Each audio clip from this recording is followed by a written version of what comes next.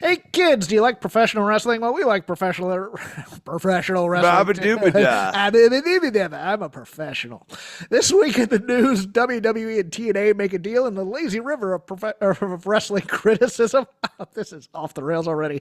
The era of sports pentertainment begins. Hat tip to Warren Hayes for that pun that I never saw coming. And in Vader Club, it's my pick this week. Ayumi Kurihara and Kana versus Meiko Satomura and Ayako Hamada. I loved it, but this is Shake Them Ropes. I am Jeff Hawkins. He is Chris Novembrino. We have some heavy hitters in the RIP section today, Chris. We have WWE Hall of Famer Bob Uecker, which we can wait for the wrestling to get. We have music legend Sam Moore of Sam and Dave and David Lynch. Sam and Dave are my jam. My dad got me hooked on them as a kid, and then of course I watched the Blues Brothers for the first time, and I was hooked. A staple of Stax Volt 1960s soul. Hold on, I'm coming, Soul Man. I thank you. All sorts of different hits. I am a huge fan of one Sam Moore. He passed in his 90s. I'm admittedly not a David Lynch fan. I'm a film nerd, but David Lynch absolutely did nothing for me in terms of films and stuff. I just always found him weird. Weird connection, not quite personal, but he used to hang out in my hometown when I was a teenager. Oh. Because he was filming this movie called Zelly and Me, I think is the name of it. And they were looking for a post-World War II town type thing, and there's a little borough in Newport News called Hilton Village, and there's a diner there called the Blue Star Diner, and he was dating Isabella Rossellini at the time. And so like 1986, 1987, David Lynch and Isabella Rossellini are just hanging out in Newport News. And it was just the oddest thing. My dad was like, I'm going to go meet him so I can talk to him about Dune. I'm like, Dad, I don't think we're going to let you talk to him about Dune. But David Lynch seems like the kind of guy who would let you talk to him about I was Dune. just saying, he Moment. actually probably, if you had something insightful to say about the text that was interesting and new to him, he'd be all over it. Yeah, I was just like, well, and the Blue Star Diner is like it's closed now, but it was just straight out like the 1940s. I mean, it was so that would have been exactly his jam. So perfect. He was only acting in this one. He wasn't directing it. I know, but this still would have been precisely his jam. Like these type of places. I don't know if I have any friends who ran into him. That's the weird thing is you think I'd know somebody who did. And I haven't heard any of those stories, but knowing my brother, he probably was just like, I was down playing basketball and David Lynch showed up and shot some J's because he always seems to run into people. Bob Uecker is phenomenal. WWE Hall of Famer. He was on a couple of WrestleManias. Oddly enough, listening to wrestling people talk about him, they forget because I guess it's the age difference. He used to be like the most frequent guest on Johnny Carson back in the day, and that's where he really got his reputation because he was this self-deprecating baseball player who played on a couple of really good teams, but he wasn't really good on them. And then he translated that quick wit and self-deprecation both into being the Milwaukee Brewers play-by-play guy, but also into like Miller Lite ads and things of that nature. And that's how he got Mr. Belvedere. He had a sitcom for like 5 or 6 years on ABC. You can't go wrong with that. Just hilarious. If you Google like the Norm Macdonald stories about being with Bob Uecker, he's famous for using the cough button to just say horrible, nasty things while at the same time calling the game. And he just had done it for an art form. And also, of course, Harry Doyle from the Major League movies, if you saw those. Any thoughts on Bob Uecker, Chris? Well, I wanted to circle or back Sam Moore or David Lynch. David Lynch. Go for it. Twin Peaks is a text that took me a long time to get into. I watched it the first time back in college, and then I had to give it another shot here about maybe 5-10 years ago to really get what Lynch was throwing down in Twin Peaks. And it's one of these things that went from my initial impression of it's strange for the sake of being strange because Lynch is a strange guy and he likes being strange, to me actually kind of like what I realize now is that Lynch is usually saying something very heartfelt and precise, and that level of directness is not a comfortable place for him. So it has to always be veiled. Twin Peaks is really about American culture's fascination with violence, murder, and how we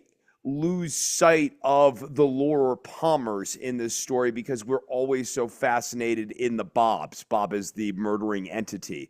We're always so fascinated about what makes Bob Bob that we lose a sense of human tragedy to individualized murder. I think maybe another quote that puts this into relief is the Stalin quote of "one death is a tragedy, 1,000 deaths is a statistic," and Lynch is he's really exploring that in Twin Peaks, and in revisiting Laura Palmer and stuff. And it took me a very long time to get what he was doing, and it makes perfect sense that especially like American TV culture at that point was not ready to remotely go with where he was trying to go with Twin Peaks because, one of the problems with Twin Peaks in its initial airing was everyone was so obsessed with the mystery. Right. Well, who did kill Laura Palmer? Who did? And what Dave is sort of saying is, no.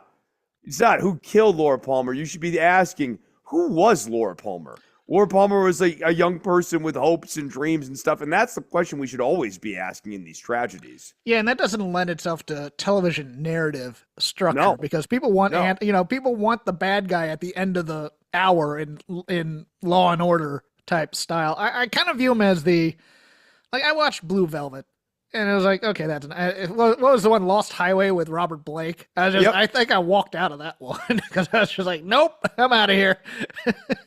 But he's kind of like the opposite side of the coin to me of the, Guillermo del Toro's and the Yorgos Lanthimoses who want to say these really deep things in their highly stylized weirdness kind of a stuff. And it's not that he's not saying something. It's that it's not. He's not beating you over the head with something like Poor Things, which is just a garbage movie. I'm sorry. It's a garbage movie that has a lot of in-your-face symbolism and stuff like that. He wasn't an in-your-face symbolism type guy. He was a little bit right. spiritual, and I wouldn't even go hippy-dippy necessarily, but, it's just, and he was, willing to try things, and I don't like most of the stuff I've seen David Lynch in is stuff he's acted in. Like there's an episode of Louie where he gives him the secrets of show business that are hilarious and stuff like that. Hey, no, that. Or he's in the Fablemans. His appearance on Louie's great. He's so funny. Yeah. I mean, yeah, that's what I like. The David Lynch is, though strange, is not so pretentious that he's saying nothing with it. And I also think that in his directing and his directing style, that people take a lot from the way Lynch shoots things. And so he always places a very high premium on the visual quality of the movie and the visual quality of the story. And that's important. That's as important as anything with a director. A director really controls the visuals of the story less than the screenplay. And of course, F. Heineken, Pabst Blue Ribbon. Let's get to the news. WWE and TNA Wrestling have struck a multi-year partnership that will see TNA pro wrestlers regularly appear on NXT programming and vice versa. WWE told ESPN on Thursday. I believe Genesis is in Dallas this weekend, and then Raw is on Monday. And it is the beginning of the Royal Rumble, so you might see some crossover there as well. But I am here to celebrate that people have finally kind of not put this on a pedestal and realize that WWE and TNA are just kind of friends with benefits and using each other, as opposed to, say, the AEW partnerships, which were always kind of, well, now both can grow and be happy and have a marriage. No, look, TNA has never aspired to me to be more than what it is, at least in the latter years, where it's there for tax write-offs and to break even and give people jobs. And I'm cool with that. And WWE is going to poach the hell out of anybody that they see that they can make any money with.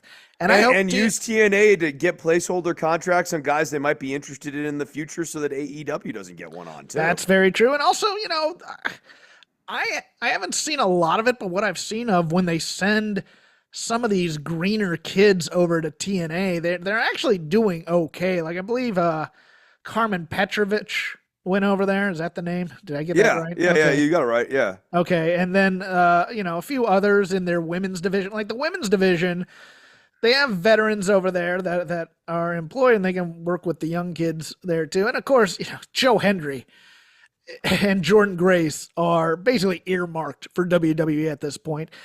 I see a lot of people complaining about, but the people who complain about are mostly the AEW fans who don't want WWE to have nice things. So, I mean, I'm fairly cool with it. Do you have any thoughts? No, I think the TNA relationship is generative. I don't care if TNA is partnered with AEW or WWE. It makes me no never mind because this is not a team sport for me. Right. I'm not like, woo, WWE. I mean, from my standpoint, the TNA relationship has been generative with NXT. Some of the better NXT television has involved, in the last year, has involved working in some of the TNA talents. I think that having this sort of standing contract opens up the potential somewhere down the line for like a brand war sort of angle. That could be fun. Now you've got it actually kind of formalized and set up. You could do an invasion. NXT invades TNA. Oh TNA. God, I hope not. I mean, I could certainly see NXT invading TNA. Yeah, Yeah. I could too. Just Yeah. just to give them a bit of a rub. If Mhm. I'm a woman on that NXT roster, I am begging you to go to TNA so I can Yeah. pick the brain of Gail Kim. Yeah. I mean, because she knows main roster thoughts. She was there when it was at some of its worst, and she's a hell of a worker. I mean, it's not that the coaches at NXT are bad. It's just that, hey, here's someone new who knows what the hell it's all about, and just let me be in a room with them for a half hour and ask Yeah. them questions and stuff. I think that would be a magical opportunity that people should partake in. But yeah, I mean, I'm looking forward to it. We also saw Masha Slamovich, TNA. I believe she's the Knockouts champion on this week's NXT. So yeah, that looks to be active and somewhat thriving already. So we'll see what There happens you with go. that. Action Bronson went on Ariel Helwani's show and talked about his AEW time there. And this is a quote. You know what they do. They don't call you back. I never got called back. There was an angle there. I'm ready right now. I'm ready for whoever. Asked if he liked it. Quote, actually, no. I enjoy the act. I don't like... The backstage is weird over there. It's just weird. It was just like everyone's clicky. You can tell it was weird vibes, he explained. He also intimated he would wrestle for WWE and mentioned fellow musician and occasional WWE wrestler Bad Bunny as an opponent. And I'm going to tie this in with another rumor that is out there. Apparently, Wrestle Purist possibly saying that Swerve isn't getting his win back against Bobby Lashley anytime soon, citing creative control or concerns or what have you. You can follow the leak from where that came from, possibly, but I don't understand how they have not gotten...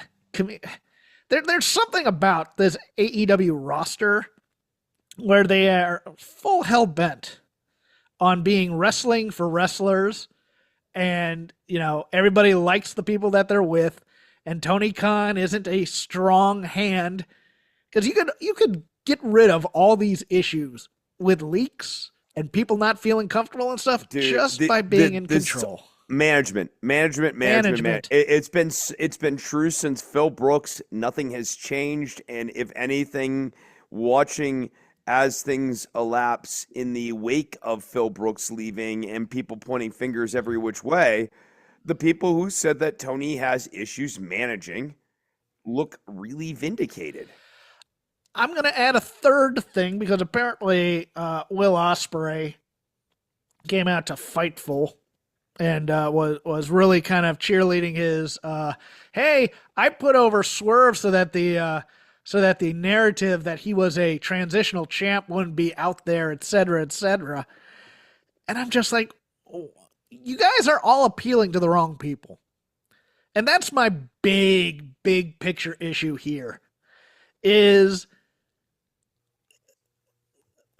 how do I put this? Newsletter readers and message board participants and guys who rank matches with star ratings so that they could have a top 10 at the end of the year and thoroughly do all that. They're the only people who use the phrase transitional champion. For a lot of wrestling fans, that's a phrase that they don't even really know what it means. Yes, that is the point. Stop making this a record store for record store employees. It's Empire Records, only done at a wrestling level. Yes, or I was thinking High Fidelity. We're all trying to appeal to the Jack Black and the other dude, the guy who likes the weepy emo crap. And we're just, none of that crap matters, man. It matters if you can talk, if you have a heated feud, and you can build it into a great match. That's all that matters here. Instead of this, and the Hangman quote still gets at me because I understand. Again, I was team Phil Brooks a little bit, only because he did it the wrong way. But it's like, yes, listen to your veterans. I know how to do this. Whatever. It's like, dude, just even placate them and humor them for a while. If they're trying to tell you how to get over or something, there's this weird theater camp vibe to AEW, and if Action Bronson, I gotta tell you, man, the fact that it's coming from Action Bronson, who is not someone who's in the bubble at all, and it's more damning coming from a guy who's not really in the business, and it's just like, yeah, I went back to, it'd be like, someone who's not working in a restaurant going back to the kitchen and giving a report on what's going down in the kitchen. Oh, damn, I guess I got to take that a little more seriously because this is a guy who's not even in the business. Well, it's weird because Action Bronson has actual celebrity in some way. Right. And if he were in WWE, they would be filleting him backstage and, hyping all this other stuff. And then you go into AEW and it's middle school cafeteria crap. I don't know who to sit with because nobody will talk to me because I'm just a guy in the music business, and I'm not an actual worker. So I know. What a damning critique that none of these doofuses backstage looked at Action Bronson, who's clearly here and interested in doing some business in wrestling, and went up to him and were like, "Hey, so what are you thinking in terms of an angle? Let's talk about it." Well, we don't know they didn't do that, but at the same time. Well, look, he definitely left with the impression that he was not welcomed or encouraged. If you leave I would that say that if that had happened, he probably wouldn't leave with this impression that he's unwanted. And how about it really should have been, God damn, I went to go and work at AEW, and all these guys were just tripping all over themselves. They were you'll hit me in the face with a pie. Me. Yeah. You'll kick me in the nuts. So you'll hit me in the face with a pie. They're all pitching me all sorts of things I could do to them.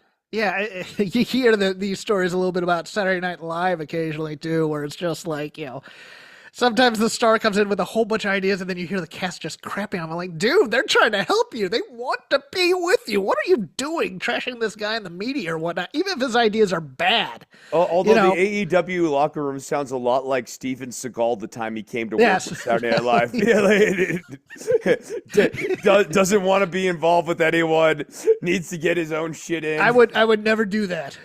I don't do that. I just and Tony Khan. I mean, God, the communication is legendary, and I'm like mad every time I hear about somebody wasn't called back or their calls weren't returned or the schedule, like Tully Blanchard or who is it, Big Swole or now Action Bronson. It's like, I understand you want to avoid conflict. You just want people to be happy. And maybe if we don't call them back, they'll figure out they got fired. So we put him in this cubicle down here with his stapler to figure things out on his own Yeah. and let nature take its course. No,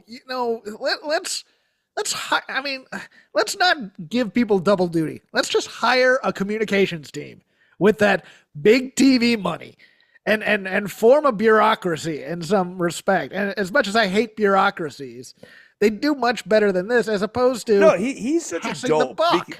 He could be just seen as a capable owner, but instead, by insisting on wearing the management hat, the booker hat, instead what we see is an incapable man on a regular basis doing all these other things with a simple deprioritizing of himself as the executor. He could actually come off as a more competent executive. That's the actual irony here. Yeah, it's kind of like the sports analogy I will use is when Arthur Blank of the Falcons always goes down to the field before wins and stuff. You know, it's like, dude, you own the team, all right. That and I get it. You want to be celebratory in there, but they're the ones doing the work. Let them have them. Or Jerry Jones getting way too involved in the day-to-day at the expense of the Cowboys. Yeah. You know, owners should own.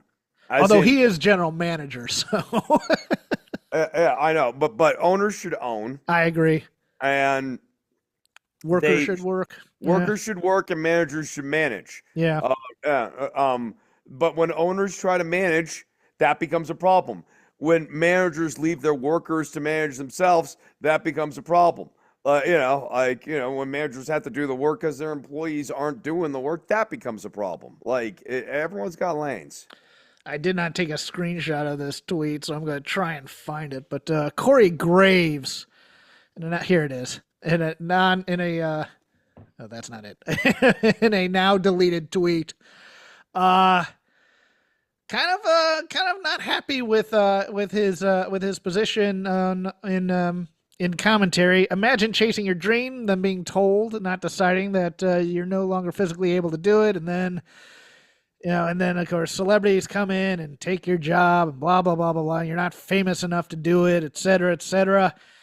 Taking off NXT this week. What a moron! What a thin-skinned moron! I think he's unbelievably talented. I think he got done dirty. I think he got done dirty too. I am of the opinion. Yeah, sure, it could be a work for a Pat McAfee match somewhere. I am going to say this, though. Corey Graves also knows that this is what WWE does with its commentary teams, especially when McAfee wants to come back and start calling wrestling. He's only going to talk with Michael Cole. He's not going to join with anybody else. And then he's going to leave during football season. And that's the price you pay for celebrity. Yes, I know it's not fair. I know he's a part-timer. I get all that. But the answer to your question is money. And more people want to watch Pat McAfee than you, unfortunately. And if this is real, I don't know if it's real yet. I think he's better than Wade Barrett. I do. Wade Barrett comes off a little bit try-hard for me. I don't think Wade Barrett's bad. I wouldn't even mind a 3-person booth with Corey and Wade and stuff like that. No. I mean, if anything, I think part of the frustration, if this is real frustration, has to be going from Raw to babysitting Booker T with Vic Joseph and being confused by Booker T for Vic Joseph on air. This guy, Booker T, Corey Graves, you gotta. I mean, even if you like Booker as a person, you have to hate the fact that this guy is so much less competent than you. Yes, and you have to use that as leverage for a pay bump when I'm going down there. It's Homer Simpson, Frank Grimes energy. So bad. Yes. God. Now I need Corey Graves as NXT Frank Grimes. Look at him. He doesn't even watch the product. He doesn't know what that move is, and he used to wrestle. He's just being a pervy creep about Stephanie Every McCare. single woman. Yeah, I know. Good Lord.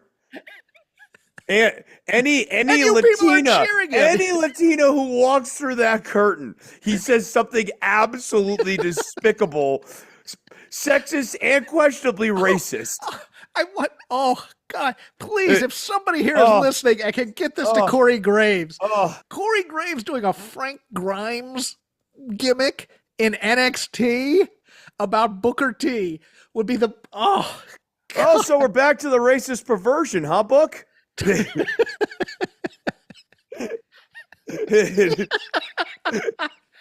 Oh my God! All right, look, you're over this thing. All right, we're gonna get Book a wet towel for his crotch area, and we're gonna keep calling this match now. Yes, God. And then all Vic has to do is lay back in his chair, put his hands behind his head, and go, "Thank you." I mean, Booker. He can actually do that with McAfee if he wanted to, too. Booker's an utter blight on that show right now. And there have been times where his chaotic brand of commentary has been amusing to me, but like right now, he is such a constant negative on that show all the time. Yes, I can't. I actually mute the show when I watch it because I just can't take him anymore. It's ridiculous. Oh, he's at work. Otherwise, I would have Oliver come in here and give us our long-awaited improudation. Oh, yes, you teased it, and now you can't pay off. Well, no, he's at work. I drove him to work. He's Call working. him. Proud of my boy I am. He's at work. We'll get him on here one of these days, though. I'm tweeting that right now. Give Corey Graves. Okay. Janelle Grant has been given until, or her team, not her personally, but her attorneys have been given until January 31st to argue for amending the lawsuit against Vince McMahon, WWE, and John Laurinaitis. Grant's team recently filed a request for a status conference, which was rejected. New judge on the case. Old judge died. My favorite line in this week's Observer was, new judge has been replaced, possibly for a health issue. This judge died on 1/15. Yes, Dave, it's because of a health issue that was there. But yeah, Vince and John Laurinaitis' team are once again going to argue that all issues concerning this case must be argued as arbitration. And I think the judge is just trying to get all the P's and Q's dotted and crossed and whatnot. And then we're just going to decide, does this go to arbitration or does this not? And our long national nightmare will be over. Yeah, it's. By the way, Vince is building his team for his new entertainment venture. Right. I think the most nauseating thing from this week is just like all of the capital B, capital M bad men rallying around Vince in the wake of whatever news came out in the last 6-7 days. That supposedly helps his case, basically going, so good that Vince McMahon has this behind him. So good that, we still have Vince around. It's like, it's nauseating. Boy, that's a real positive. What? I said, boy, that's a real positive. Yeah. That guy. Yeah. Well, yeah, and of course, one of them was like a Saudi company or like a Saudi businessman. Yes. Yeah. I'm like, all right, great. Well, at least Vince has found his people. Lindsay Dorado appears to be back with the company. He was on an NXT house show this week. Oh. That's just, I don't know, man. Do we need more luchadors? Lindsay, if you remember, actually has very good English. So yes, he's very good at that. He is a talented wrestler who could theoretically rebrand into a character because his English is good enough that he could carry something. That would be my choice here. Yeah, that would be my choice. I wouldn't bring him back as... don't even bring him as Lindsay Dorado. Make him like an anti-Axiom. Or anti-Axiom. That'd be cool. In NXT. Mm-hmm. And have him find a doppelganger for Nathan Frazier and just do bangers. I'm here for that. Oh, that would be awesome. A heel, like, cruiserweight assassin team. Yes. That would actually be really cool. You could see them... Like if Leo Rush were available, I'd bring him in, but he's making. I would be so in for this. Like these two lightweight, cocky dudes beating down guys like Hank and Tank or OTM, guys who should theoretically be beating them. these guys are just so technically proficient and so Yes. mobile that they're I die for that for the and for they're even cruiserweights. playing with their food a little bit. Like they actually seem to be delighting in how they're like taking advantage of bigger dudes. I'd be into that. Yeah, That'd be a fresh angle. they'd be like, like basically fighter pilots, the cocksure. Hmm. But they do the high flying. I mean, we've been talking about that for various people for years, though. I mean, and they never do it because, of course, the size difference. Yeah, who could believe that a small guy could beat up a big guy? I could if they're proficient enough. Especially while this might work a little less well one-on-one, in a tag scenario where you get over that these guys are just the peak of tag team synergy. Yes, And what they do is they pick apart the other guy. I mean, you can protect the bigger teams. like a Midnight Express type thing. When you can protect the bigger teams by like having, early in the match they work an injury angle on one of the guys. Yes. So they pull out, then it's the other guy and he's in a 2-on-1 situation and he's fighting, but they're still just playing with their food because it's 2-on-1 now. I'll do it for our news segment. Now for the lazy river of wrestling criticism, whatever we had time for, whatever we watched, we'll talk about this week. I think probably the main segment coming out of this week was, it was the debut of one Penta onto WWE television. The snark is over for Shake Them Ropes, who always would call him Sports Entertainment Penta. Now he is Sports Entertainment Penta. And he did all the Penta things you would expect. It was just they do this angle with Chad Gable to introduce him. And I get it, but I don't want to see a 20-minute match on a debut. I don't want to hear how great this guy is. I want to see how great he is on his debut.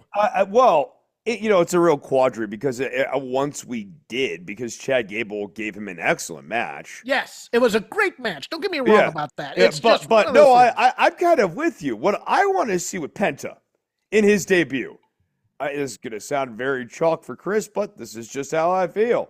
I want to see him in there with 3 guys who are terrified of him. Yes. That this guy goes zero fear. And these 3 dudes are trembling, even though they have the numbers advantage, because they're scared of what this man's going to do to them. Give me the. I want Penta to toy with them. I want him to play with his food. Yes, give me the aura. Don't give me the wrestling technical skills, and don't give me the. My joke this week was that him and Tama Tonga are going to do like a 2-minute prance off in the Royal Rumble before somebody comes out doing that thing. Yeah. You introduce him, he kills these 3 guys, you get the aura that you're trying to put across to him, and you here's his signature move, here's his finisher. Michael Cole can give you the biography. Pat McAfee can be wowed because he watches wrestling like a 6-year-old child in the color desk, and that's all you need to do. And then next week, check it. I don't want these dang luchadors in my company. I'll fight him. And then you can have the good match. I do give points to Penta for doing just the most oversold scream when they do the leg around the post. He almost did a Wilhelm scream. Well, okay, at least he sold. At least he sold for somebody. Yeah, at least he sold for somebody. Yeah, come on, Jeff. What do you want? Pick a lane. Choose an adventure. I will also just, because WWE did it wrong. So did AEW with Megan Bayne, who looked like $1 million in that women's casino gauntlet. Looked like the biggest star in that damn thing, and nobody knew who the hell Megan Bayne was unless you'd paid attention to the indies and stuff. But she looked better than any AEW woman on there in terms of both being in shape and the aura that she brought. I am all about aura in my professional wrestling. I don't care about your work rate. I don't. I just want to see fights and stars and people who are badder than I am. I don't get this. I would have, Lucha Underground did the greatest job on Penta. I'm sorry. I mean, would you agree with that, Chris? People are trying to reinvent the wheel here. They did it 13 years ago on Lucha Underground. They mentioned Lucha Underground on the broadcast. I thought that was interesting too. I wonder if they're maybe thinking about buying whatever the catalog is for that. I don't think it matters. I think they just wanted to mention everything except AEW. AEW, yeah. Basically show that AEW's on an island. What they wanted to say was he was a star in other places, but we're not going to mention our AEW one major competitor, etc. And look, it's fine. A lot of the more cynical broadcasters in wrestling podcasting are going, well, he'll cool off after 2 weeks, and then they'll bring in his brother, and then they'll reheat them as a tag team. I get that thinking.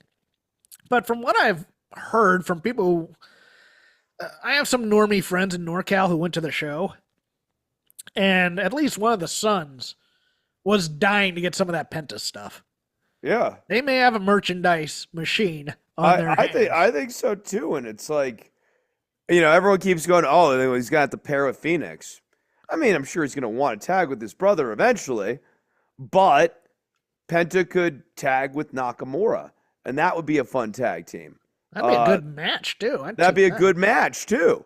Right. Yeah, there's a lot of different solo programs that Penta could have right now. They could absolutely focus in on character work and characterization, put him into the mix of Karrion Kross. Karrion Kross was the guy I was thinking of, and he has that Lucha Underground experience, too. So, yeah, it's one of those things where if you make him just a force of nature to be reckoned with, eventually one of the other forces will have to come into contact with him. Was Karrion Kross the leader of the Rabbit Tribe? Wasn't that Paul London? Oh, yeah, it was Paul London. Was he part of it, though, or something? I think so. I will. Yeah. I'll look that up. But overall, no, I definitely remember Paul London. Yeah, but you keep going. Yeah, no, it's one of those things where I just kind of want. Yeah, he was the White Rabbit. I want him. Yeah, I want to keep him away from the scripted lucha of Rey Mysterio, Eddie Guerrero. I honor their legacies all the time, and then never getting over on your own. Right. I think in particular, the fact that we invoke Eddie and yet never see Eddie on WWE television, to the point where I think there are viewers who know the name Eddie Guerrero and don't know what he looks like. It's hard to book him these days, Chris. Well, I'm aware that he's no longer taking calls. Jeff, stay with me here. They tape these effing shows. Yes. That means that they can re-air them later. So what you would do in a television show is you would take old footage from years past, because again, Eddie no longer taking calls, and you show that this week, so that people know what he's like, what he's about. Yes, I agree. It's one of those things where it's like, well, we want to keep invoking Eddie Guerrero, and everybody cheers for him, but we don't want to remind you that he's dead. Yeah. I'm gonna need Penta to take out Karrion Kross for taking out Masquerada Sagrada. I think we're gonna need to do that. Your turn, sir. All right. I kind of thought this was a bit of a ho-hum week here. As we are going through things. Let me amend that before you go into it. We are totally in. It's Royal Rumble season, so all we're doing is declaring and not really getting in fights, but putting on I was going with NXT.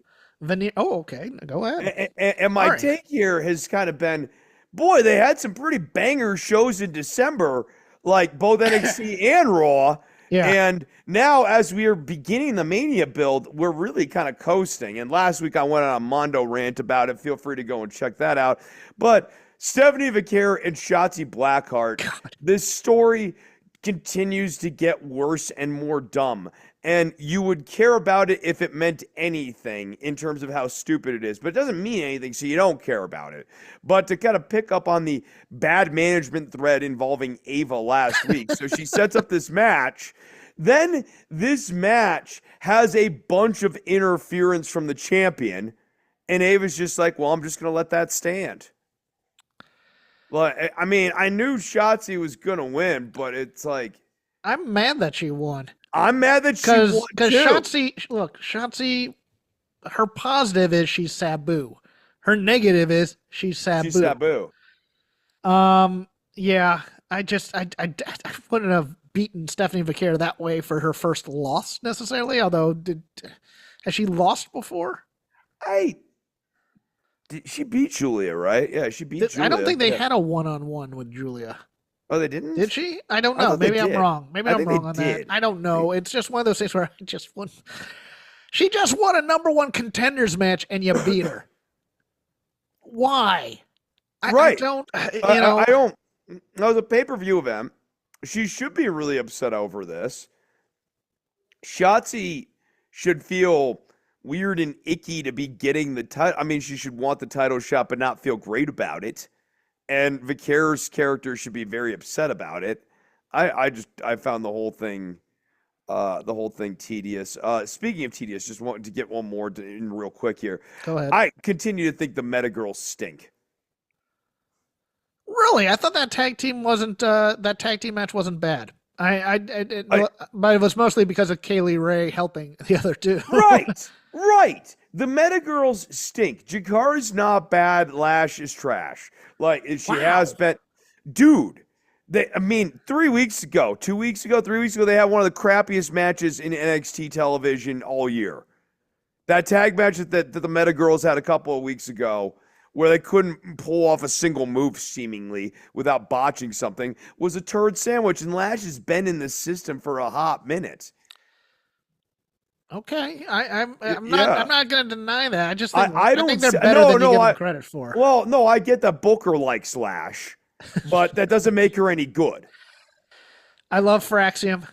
They might be my favorite tag team right now. I'm going to love that DIY match when it comes Yeah, about. yeah.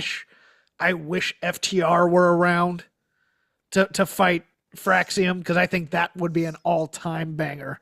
Because that would be new Rock and Roll Express versus Tully and Arn for me. I think that match would just absolutely slap. Yeah, your girl Kalani Jordan, secret heel. Yeah. Yeah, Coming. yeah. No, realizing that you can't win straight. That's she lost to Cora Jade.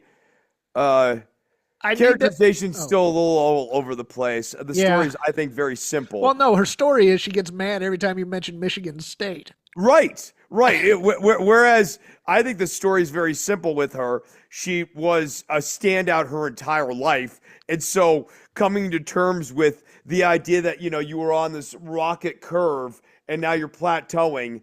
For someone who's always been achieving, plateauing feels like failing. Yeah, no, I'm here for that. And they even I took am away your too. name. Yeah. Um, I am going to give some flowers to the workhorse this week. That was Aunt Pam, who appeared on Raw, NXT, and SmackDown. She is the new natty. I do not, how do I put this? I do not delude myself into thinking that she is ever going to be in the main event scene per se, but Hunter loves her. And she was in San Jose because that was her hometown and to get over the merch.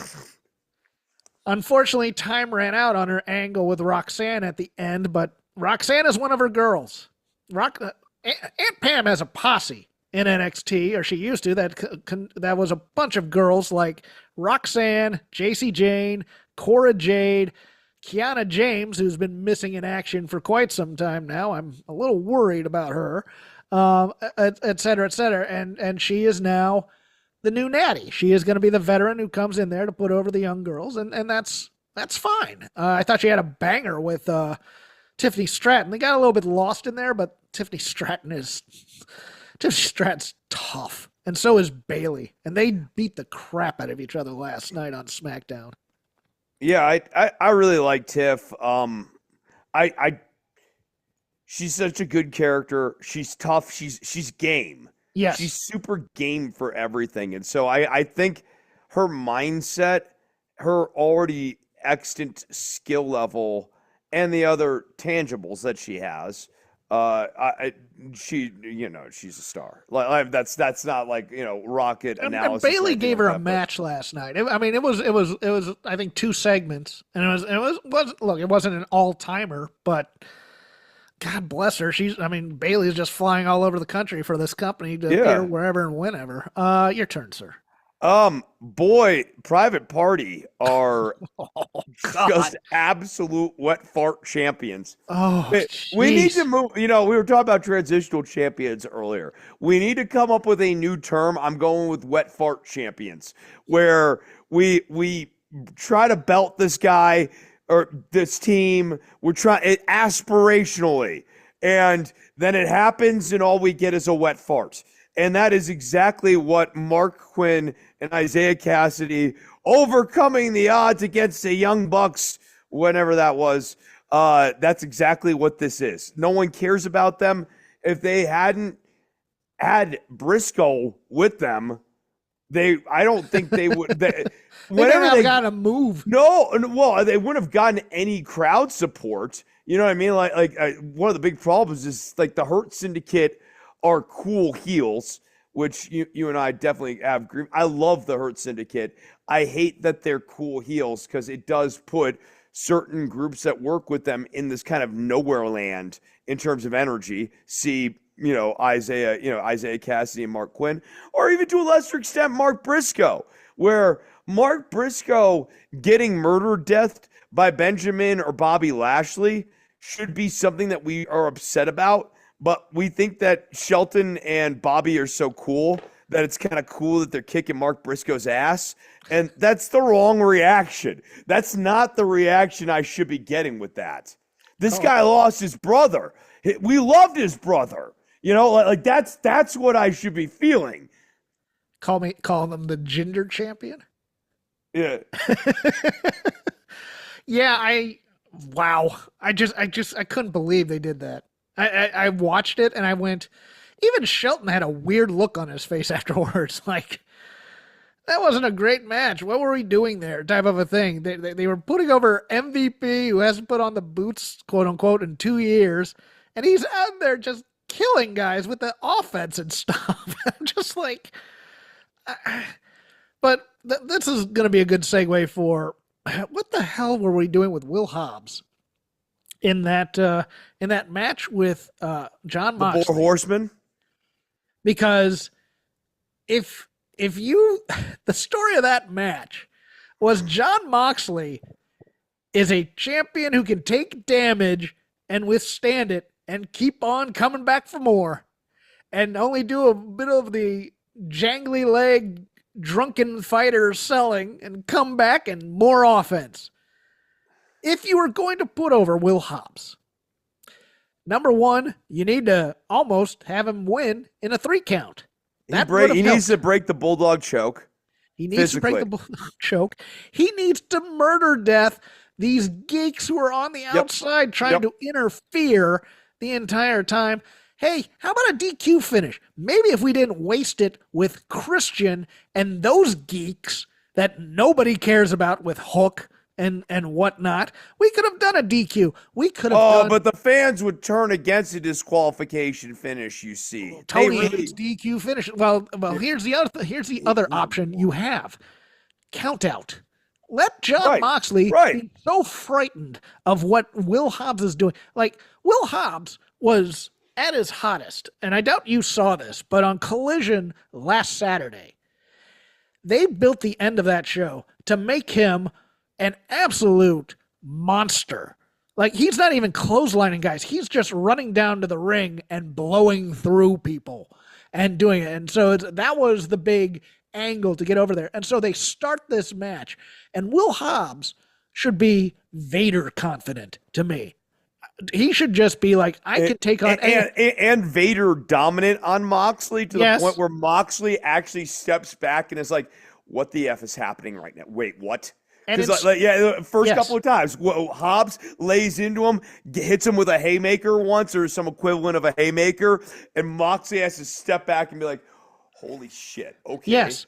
Yeah, okay. Because what they did was they started the match, and Hobbs is looking around because Yes. Cesaro and Pac are at his back and they may cheat or whatever, he shouldn't even be concerned about those guys. Because he already has a game plan for that. Yes, he should just go in and just punch Jon Moxley in the face and do it. But instead this became like a CCW pretentious show where it's like, oh, look how much I can bleed out of my ear and I'm making the guy look good, even though again, the most selling he did was stumbling around for a couple seconds, and then he just came right back with more offense. I was visibly angry at this, and if I'm Will Hobbs, they're gonna do is they're gonna give him like an easy, cheap win on Wednesday.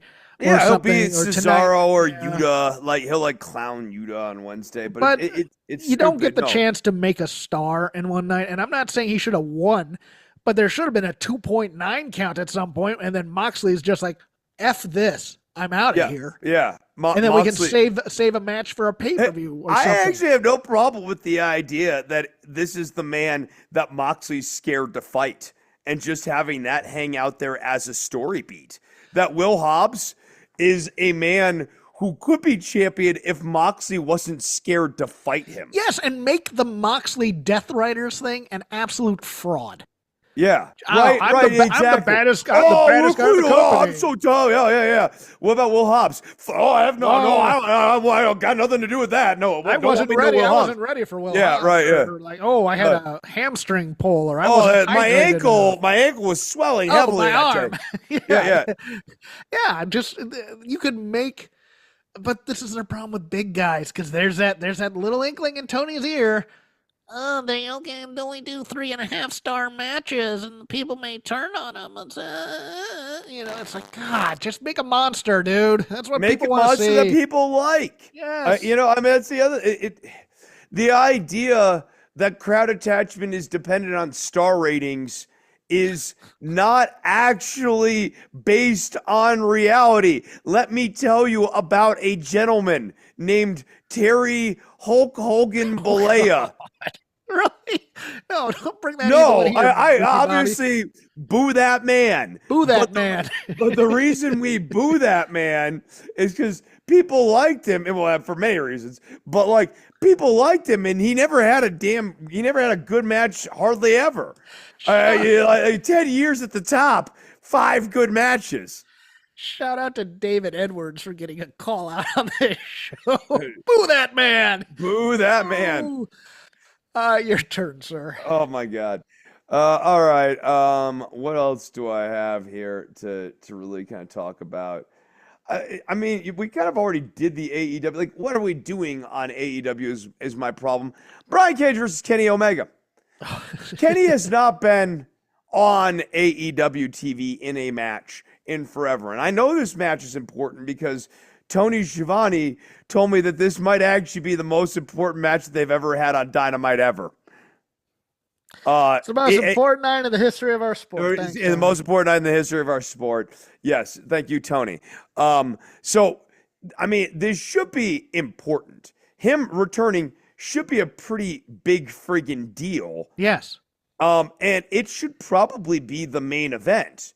Or, like our sub-main event. Like Omega returns, and then we get to Will Hobbs.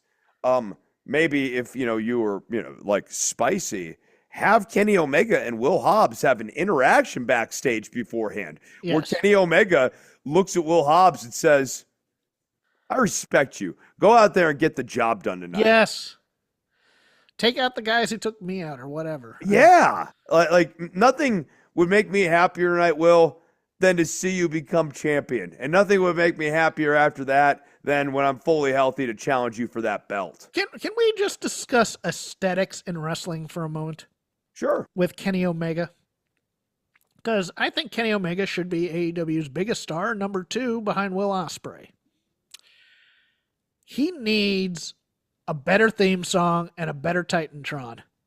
He needs, and look, WWE does this fantastic.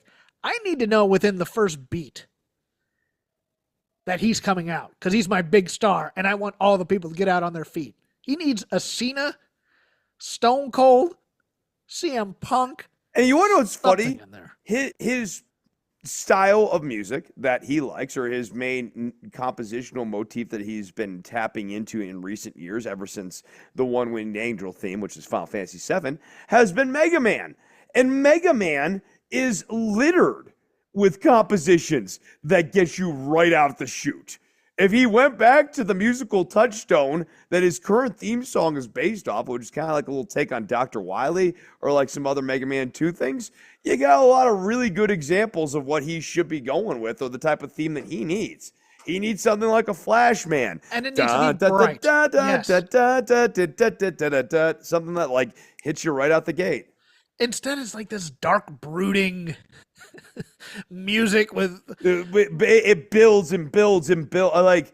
I feel like builds in music are a thing that wrestlers think have so much more mileage than they actually do in reality, because like the crowd is pumped. Do you really want them to go flat so that you can crescendo them back up to where they were? The build takes too long in too many wrestling theme songs, and this was a problem I found out way back in the 80s when they were using Bad Company's Bad Company for Bad Company, the tag team. And, it starts out with that sloping out dun dun dun dun, but the point it gets to is when it goes, Bad Company, gets to the chorus type thing, and that's the part. And they finally figured that out and started just starting the music at that point. Yeah. And the problem is people think that the builds, last, and then the anticipation. I feel the same way about Hook's theme song. I feel the same. Yeah, it's one of those things where it's like, no, you need the hook. Well, you have the long entrance and the quick entrance, and you can't let the quick entrance suffer at the expense of the long entrance. Yeah, but Kenny Omega does not need to be announced from North Carolina every single time. Yeah, no, I understand, but that was more heel Kenny to me. It's one of those things where like it was so pretentious that was just like over the top. Etc. But yes, bright, happy music, bright, happy Titantron. I don't need the fire for Kenny Omega unless it's like, his is the fire of the Phoenix versus the fire of cleansing or something like that. Yeah. I don't care. It's just one of those things where it's just like, if he's my top baby face, I want the entire presentation to be top baby face. Thought the match was okay. I mean, it wasn't a usual Brian Cage, I got to play all my hits before I get pinned type of a thing. And I just think Brian Cage looks noticeably like in the last couple of months here, it feels like he's aged 5-6 years. I would agree. He looks noticeably older. And I just don't think the Callis family are the top heel act, and that's who you want to put them against. I get the story aspect of it, but to me, if the Death Riders are your top heel group, boom, go there. But instead, we got Will and Kenny doing the same. We've been doing this stupid Callis family. I know, and the idea that I think the mistake here's always been that Don Callis needs a faction rather than Don Callis just needs to have hired guns that go up against Kenny. And when you want to finally pivot out of this, one of his hired guns is finally like, you know what?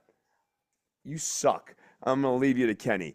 And leaves Callis in the ring with Kenny, and that's the end of the story, which is a story that probably should have been done a year ago, 2 years ago. I will give the positive that they acted like a family this time. The problem was, for me, Fletcher is the alpha in the family.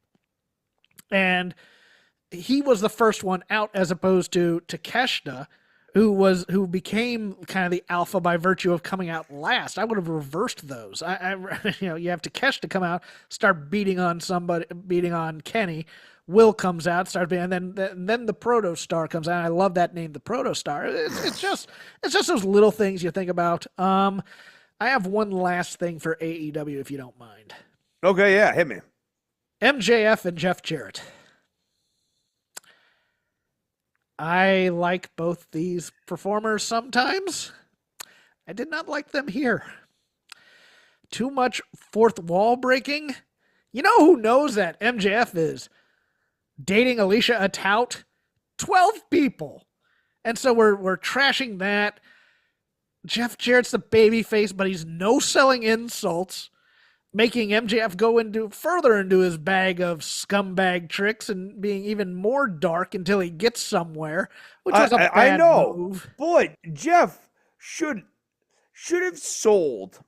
A little, at least, yeah. Well, like I think this is really important as a baby face here. A bit of hurt, especially after you go after his wife. Tears that morph into anger. Like, oh, you want to say that?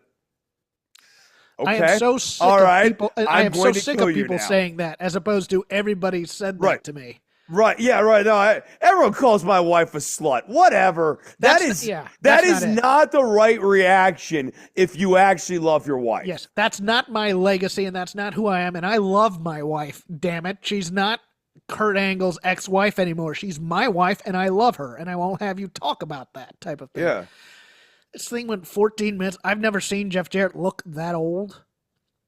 I don't understand. I mean, the shooty comments, I get. Nobody's ever cared about you. You never dropped a dime. Blah blah blah.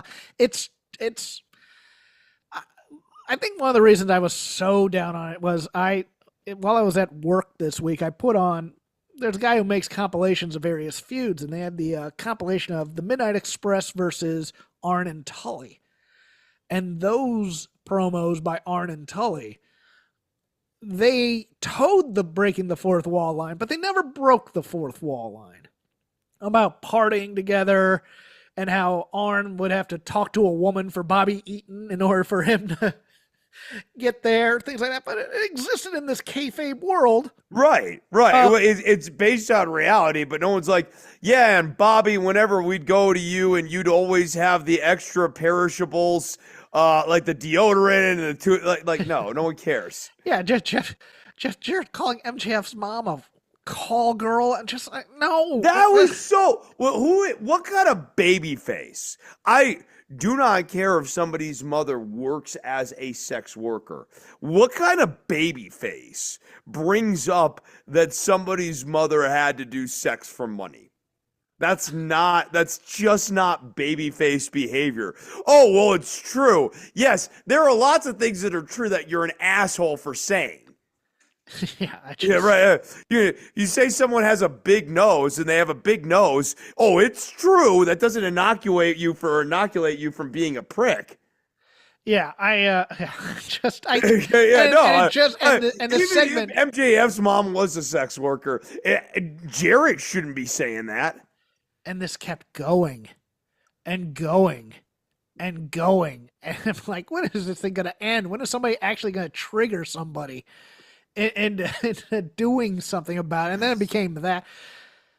I like MJF grabbing Karen. I like the cheap heat of that. Don't get me wrong. But, man, they did a close-up of Jeff Jarrett. And let me tell you something. In high definition in 4K, I've never seen him look older.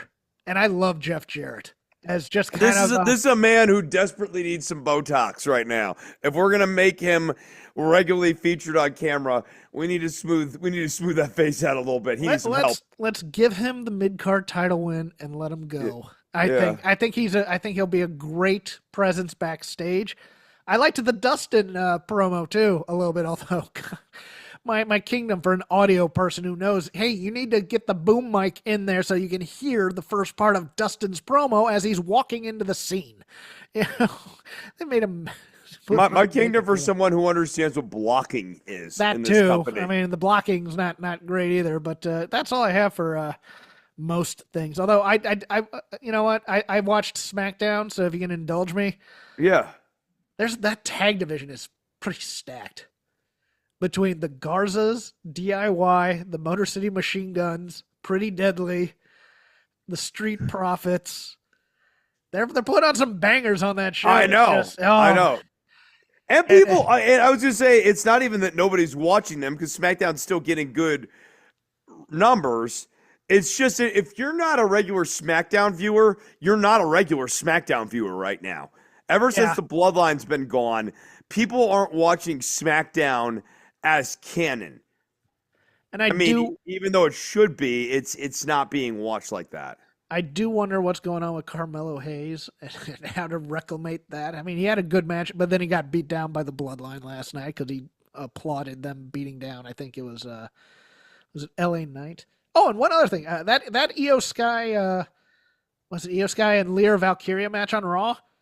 That out that or no, it was Dakota Kai. It was Dakota Kai. Yeah, and like, oh, they have wonderful. Those chemistry. are tough. Those are tough They women. they have too. great. I've been ever increasing on Lyra. I think she's very Yes, good. she is my most improved. Yeah, right, 2024. right. Just let it lest anyone think that I'm always just going, oh, they're trash, they're no good, they're trash. No, I see people improve too. Lyra's a very classic example of this. The weird bird gimmick is less so. Yep. She can cut a promo. She can work in there. I mean, Dakota Kai will bump like a champ, and that suplex off the apron onto the floor. Dude, what a spot! I'm look. That was a spot of the show for me on Monday night. That was mine too. I felt bad because as I'm wrapping up the Lazy River, I'm like, oh, I didn't mention that, and I'm giving it short shrift, and I shouldn't because those two. I feel bad for Dakota Kai, but I think she understands her role in WWE, and it's not like a personal thing, but boy. No, it's a timing thing with her. I mean, yes. Dakota is my age. Hey, how you doing, Dakota? At this point, the company's got other priorities here and younger talents like Tiffany Stratton and stuff like that. And Dakota's still good, and they know they can get a great match out of her, and she's very much... She's reliable, is what she is. As long as she's not injured, she's reliable. When she's not injured, she's great. When she's not injured, she's always delivering in the ring. Still a top 5 heel turn for me in WWE was her turn with War Games there. Great one, and I think ultimately to her being buddy buds with Bayley, and the fact that she's a good character. Yes, like Bayley and her could later on go to a more character heavy sort of tag thing and work very economically and still deliver a very entertaining mid-card match. She has that weird thing where she can be slight but also vicious at the same time. Candice LeRae is kind of pulling that out now on SmackDown. And it's really good. We've gone a little long. Let's go into the Lazy River. Yes, Ayumi Kurihara and Kana versus Meiko Satomura. We call this Vader Club, not the Lazy River Part 2. And Ayako Hamada, yes. Let's go back to the Lazy River. Eddie Guerrero's no longer taking calls, so you can't really book him. Yeah, but apparently they actually tape all these shows. I had been watching a lot of Kana and Meiko, and I just couldn't bring myself to give Chris a 30-minute match where there was nothing like sitar playing the entire time during the match. I also have a strong like of Ayako Hamada from her days in TNA, teaming with Awesome Kong. Unfortunately, the teams that she would fight would be like the beautiful people, but I always like my dream match at one time was like Awesome Kong and Hamada versus Bayley and Sasha at their peak. I was a big fan of hers in TNA. But yes, to watch this is to watch Kana and Meiko Satomura slap and kick the crap out of each other. Meiko's kicks, man. God. Her kick form is so good.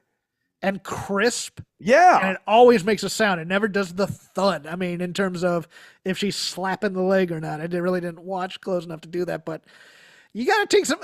The thing I love about this is like Kana and Meiko are both rebels of that Japanese women's scene. Screw you, Rossi. We're going to go do our own thing over here. And if you get in the ring with them, you're going to have to bang because they are not going to lay it on. Like the ending of this match is just, slam, kick, kick, kick, kick, kick, finally pin, or like 3 power bombs in a row until I finally pin your ass. Is it the best tag match I've ever seen out of any of these people? No, of course not. But it was just one of those things where I wanted to focus on Kana and Meiko Satomura because we're not. I'm sure we said this before, but we're not curating these, especially at this point, based on like these are our favorite best matches of all time. It's more. Here's what I was interested in this week. Yeah. Here's why, and take a look at it. Here's what I'm in the mood for. And Meiko Satomura's wrestling. I believe she wrestled her last match in Germany last night. I've seen some younger stuff of her. I may pick another one. I have a Vader Club in mind for my next pick in 2 weeks, and it's actually Vader, so I'm going to keep it under that. But this is worth seeking out. It's got 20 minutes of your time, and it's a young Kana. It's not 40-year-old mature in her bag kind of. I think it's actually right before she signed with WWE. But yeah, no, the kicks were sharp. The slaps also got me. Like there was no quarter on these slaps. I was afraid that kind of was concussed at one point, Chris. I will warn people about that. Yeah. No, great match. Great match. I knew what I was looking for, and the parts where Meiko's in with Kana, just I didn't think Hamada was that bad, to be honest with you. I didn't think anyone else was bad per se. It's just that, like, the match always elevated. Yes. Every time it was Meiko and Kana. Everybody got up, everybody stood up, and you could hear the vocalness every time they got back in there together because you just knew it's banger time here. Everybody they wanted more. After the first exchange, people were basically kind of waiting for the rest of that match for that next spin around of Meiko and Kana. Do you know what neighborhood we might be visiting for next week? Oh, here. Oh, forgot. I have cancer surgery possibly on Thursday. We'll see if we do a show, but I should be okay. I was okay last time. Do you know what neighborhood we might be in for Vader? Oh, we are still hanging out in Bockwinkleville here this coming week. Okay, cool. The celebration of Nick Bockwinkel continues. I enjoy the living hell out of this guy. Like, I watched a whole bunch more after we did the last Vader Club. The promos are great. I was talking to you about how or I messaged you. I love that he captures this essence that, like, the belt is relevant to him only because it says that he's the best, a thing that he already knows. It just makes it clear for all you simpletons that he's the best. And there's money that comes with it too, you dopes. But that's actually all that I find something deeply, like, authentic and compelling about Bockwinkel's, like, heel champion thing. And I love his matches. I think he's a hell of a worker. Oh yeah, well we'll see what happens next week. We'll see if I'm here. You can follow me at CrapGame13 on X. Jeff Hawkins at Blueski if you so choose. I also do a show over on what's it called? Fight Game Media, called The Dynamite Show, about 20 minutes after Paul Fontaine and I go live on YouTube. Drops in your audio podcast catchers the next day. If you just want to follow Shake Them Ropes, I'd appreciate it. It's Shake Them Ropes, all one word on X. I just update Vader Club when I can and when the show comes out. That way you don't have to listen to my bad jokes. Chris is on Instagram. He doesn't do bad jokes over there. It's DOC. I barely do anything over there at this point. DOCTOR_NOV, but I'll let him get his plugs in right now. Yeah, the king of social media, Chris Novembrino. Please follow me on Instagram. Look, I heard Redbook was pretty good. Have you watched some more Chinese spyware on your phone? Oh my God. No, I was talking with Oliver about that. He's like, oh, I'm installing that on my phone. I'm like, don't do it. Don't do it. Taylor Lorenz, don't do it. I'm not gonna be, I'm not gonna be, oh, I'm uninstalling that crap. I'm like, no, don't, it's a bad idea. Let's talk more about propaganda when you get a chance. We'll talk a little bit more later after work while we're smoking. Yeah, follow me on Instagram for now. Dr. No, follow the Spotify, please. I hope to get some more stuff up there. I mean, things are being worked on, so it's really a matter of time and health more than anything before the next batch of recordings comes out up on Spotify. And you know what? Go and rewatch The Village by M. Night Shyamalan this week. It's better than you remember.